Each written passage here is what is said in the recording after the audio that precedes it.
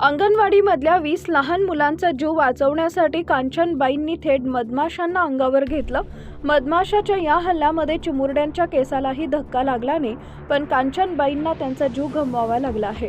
मधमाशाचा एक मोठा थवा अचानक अंगणवाडीमध्ये खेळणाऱ्या मुलांच्या अंगावर आला। मधमाशांना पाहून अंगणवाडीमधल्या स्वयंपाकी कांचनबाई मेघवाल यांनी स्वतःच्या जीवाचा विचार न करता जवळच असलेली ताडपत्री आणि चटई घेतली। या ताडपत्री आणि चटईमध्ये त्यांनी मुलांना गुंडाळलं। मुलांचं रक्षण करत असताना मधमाशांनी कांचनबाईवर हल्ला केला।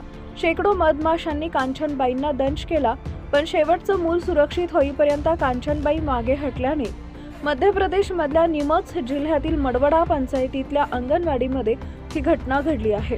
मधमाशा हल्ला करतायत हे पाहिल्यानंतर गावकरी मदतीसाठी धावले, तोपर्यंत कांचनबाई बेशुद्ध पडल्या होत्या।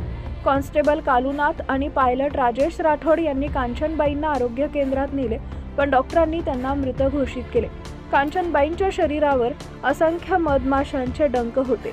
कांचनबाई फक्त अंगणवाडी सेविका नव्हत्या, त्या गावातील मुलांसाठी मध्यान्ह भोजन बनवत होत्या।